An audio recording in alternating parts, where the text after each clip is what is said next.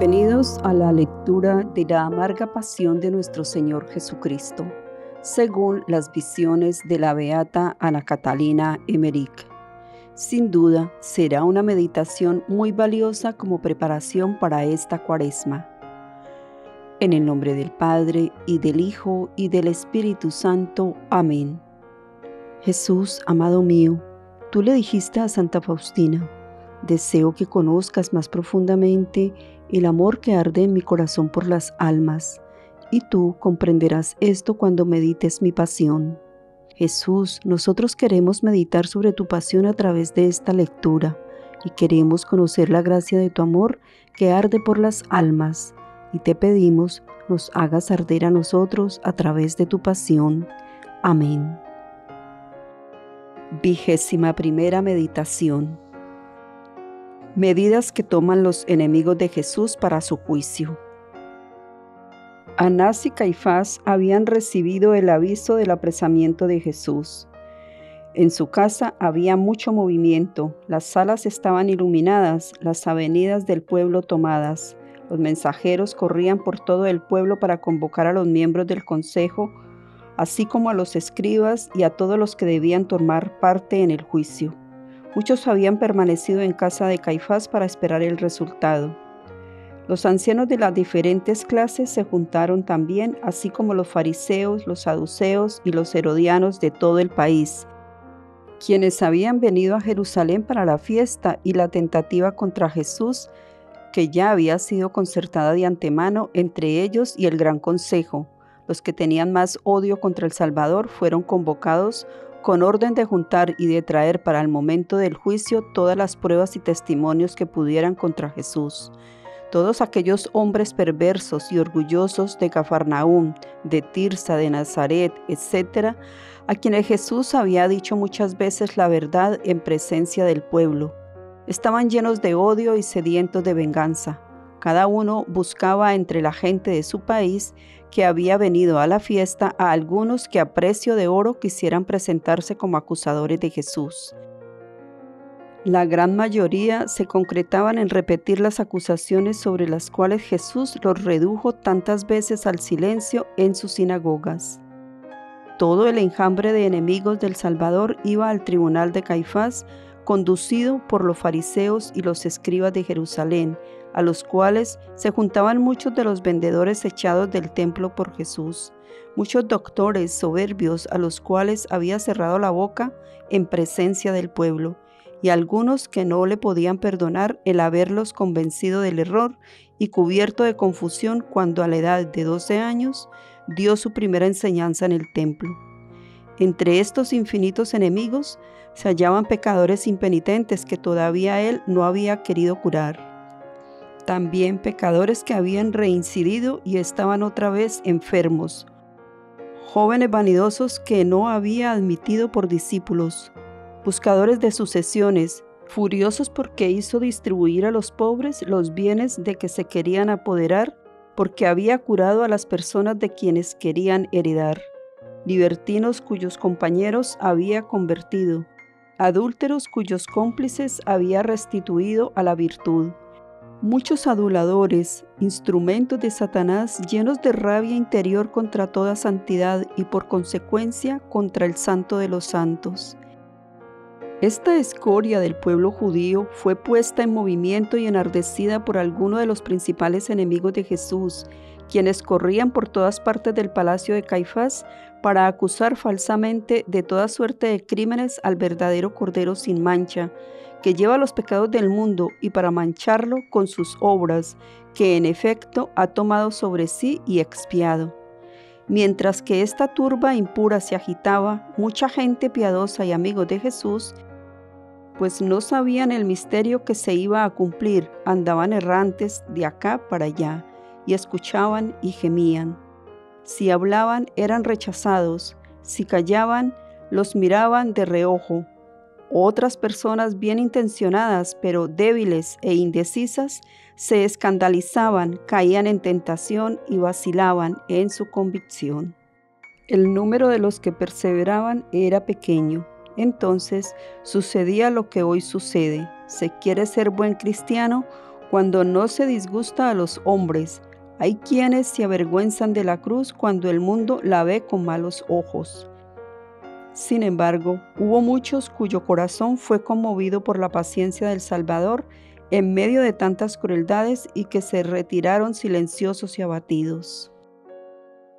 Jerusalén, la grande y populosa ciudad, y las tiendas de los extranjeros que habían venido para la Pascua estaban sumergidas en el reposo y en el sueño, cuando la noticia del apresamiento de Jesús despertó a todos sus enemigos y amigos, y por todos los puntos de la ciudad se vio ponerse en movimiento a las personas convocadas por los mensajeros de los príncipes de los sacerdotes. Iban a la luz de la luna o de antorchas por las calles desiertas a aquella hora, pues en la mayor parte de las casas las ventanas y la puerta daban a un patio interior. Todos suben hacia Sión. Se oye acá y allá llamar a las puertas para despertar a los que duermen. Surgen en muchos sitios el ruido y el tumulto. Abren a los que llaman, los interrogan y se accede a la convocatoria. Los curiosos y los criados van a ver lo que pasa para contarlo a los que quedan. Se oía cerrar y trancar puertas, pues algunas personas se inquietan y temen una sublevación. Se improvisan 1000 conversaciones diversas como estas. Lázaro y sus hermanas van a ver a quién se han entregado. Juana, mujer de Chuza, Susana y Salomé se arrepentirán demasiado tarde de su imprudencia. Serafia, mujer de Sirac, tendrá que humillarse delante de su marido, que tantas veces le ha reprochado su entrañable adhesión al Galileo. Todos los partidarios de ese agitador parecían burlarse de los que no pensaban como ellos, y ahora más de 4 no saben dónde esconderse. Ya no hay nadie que tienda a los pies de su cabalgadura mantos y palmas. Esos hipócritas que siempre quieren ser mejores que los demás van a recibir lo que merecen, pues están todos implicados en los negocios del Galileo. La cosa es mayor de lo que se creía. Yo quisiera saber cómo saldrán Nicodemo y José de Arimatea. Hace mucho tiempo que se desconfía de ellos. Están de acuerdo con Lázaro, pero son muy diestros. Todo se va a aclarar ahora. Muchas otras conversaciones en contra de Jesús. Así se le oye hablar a algunas personas irritadas contra algunas familias que confían en Jesucristo y sobre todo contra las santas mujeres. En otras partes, la noticia es recibida de un modo diferente. Algunos se aterran, otros gimen secretamente, buscan algún amigo y cuyos sentimientos sean conformes a los suyos, para poderse desahogar con él. Pocos son los que se atreven a expresar abiertamente el interés que tienen por Jesucristo.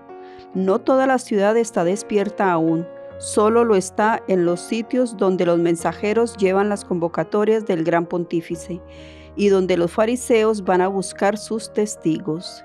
Parece que se ve en diferentes puntos de Jerusalén saltar chispas de odio y de furor que circulan por las calles, encontrándose con otras a las que se juntan y que creciendo sin cesar suben hasta Sión y van a parar al tribunal de Caifás como un río de fuego.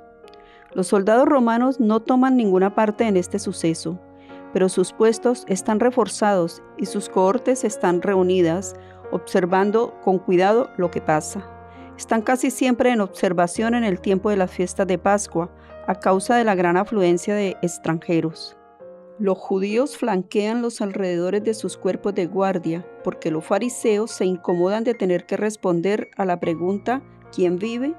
Los príncipes de los sacerdotes no se han descuidado en comunicar a Pilato la ocupación de Ofel y de una parte de Sión, pero entre ellos hay desconfianza recíproca. Pilato no duerme, recibe partes y da órdenes. Su mujer está acostada, su sueño es profundo pero agitado. Suspira y llora como si tuviera sueños penosos. En ningún punto de la ciudad se revela mayor compasión que en Ofel respecto a los padecimientos de Jesús. Han despertado súbitamente en medio de una tranquila noche para contemplar a su Maestro, su bienhechor, el que los ha curado y consolado, lleno de injurias y de malos tratos. El espectáculo de María y sus amigas andando por las calles en aquella hora, llenas de dolor y de angustia, parte el corazón.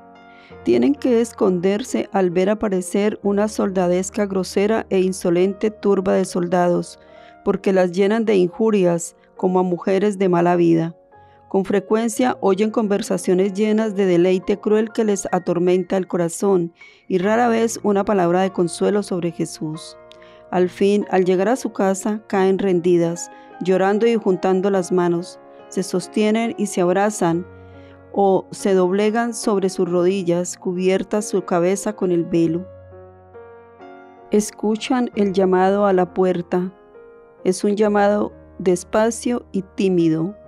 No es un enemigo el que llama así que abren temblando. Es un amigo o el criado de un amigo de su maestro. Lo rodean acosándolo con preguntas y sus respuestas son nuevos dolores. No se pueden sosegar, salen de nuevo a la calle y vuelven con doble tristeza. La mayor parte de los apóstoles y de los discípulos andan asustados por los valles que rodean a Jerusalén. Se esconden en las grutas del Huerto de los Olivos. Tiemblan al encontrarse, se piden noticias en voz baja. El menor ruido interrumpe sus conversaciones, se mudan de un lugar a otro, se acercan a la ciudad. Muchos suben al Huerto de los Olivos, miran con inquietud las antorchas que se ven cruzar por Sión. Escuchan el ruido a lo lejos, se pierden en mil conjeturas diversas y bajan al valle con la esperanza de saber alguna noticia positiva. Esta parte de la ciudad está inundada de luz con las antorchas y los faroles. Alrededor de Jerusalén se oye el grito discordante de los muchos animales que los extranjeros han traído para sacrificarlos. Inspiraba un sentimiento de compasión el balido de los innumerables corderos que habían de ser inmolados en el templo al día siguiente. Uno solo se deja sacrificar sin siquiera abrir la boca, semejante a la oveja que llevan a la carnicería, al cordero que se calla en presencia del esquilador. Este es el Cordero de Dios, puro y sin mancha, es Jesucristo.